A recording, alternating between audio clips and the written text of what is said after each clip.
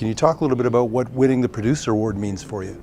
Well, I'm very honored to be nominated in that category, and I wasn't expecting. I was actually talking backstage with Michael Bublé and not really paying attention to, because we were having a really nice chat. So, and I heard my name, and I didn't have anything prepared. So, but it means the world to me. What's most exciting for me, which I don't think I really realized, is how much I've learned from working in production with Tommy LaPuma, who was my mentor. And I worked on every single record except for two. And how much I learned from him, and how much I've sort of not been really very brave about saying, do you produce? And kind of, well, no, not really.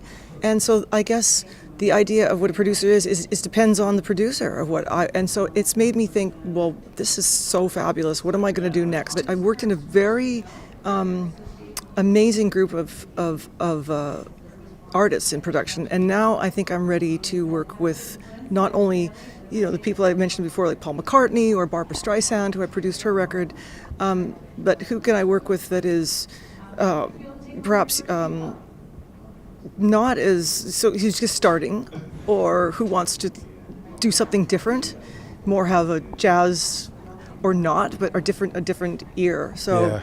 I guess the important thing is that it's making me feel excited about moving forward. Are you actually sort of making the moves to go towards film scoring? That would be kind of incredible to do. I've always wanted to just be a film piano player, and now I've been working with a Canadian artist, Amy Friend, who takes photographs and sort of rebirths into little things. So I'm always working with film, but I don't think I would like to do the next, blockbuster. But I would certainly like to do short films that are not necessarily working with.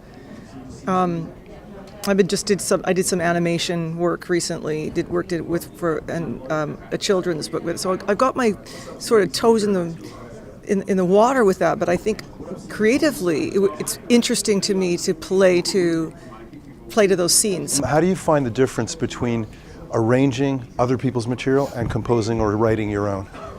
Well, arranging other people's material to me comes very easily in many ways. For instance, I'm doing this song by Bob Dylan right now called This Dream of You, and it's very, very different. We've taken the tempo really down, and somehow I just got into the lyrics, and to me it's always about the stories. But it's if you sit and think, okay, I'm going to write this on a piece of paper, everybody's different. If I start looking at the paper, then I think I have to fit into an idea. So I'm trying to let go of ideas of how I do things. So arrangements come to me very, very quickly. I guess I feel it. I work intuitively first, and then I think about the story, and I think about how I'm going to tell the story with the music. And my biggest questions when I'm writing down are, how do you take an everyday experience that you can see, where you can take out little things and turn it into that short story?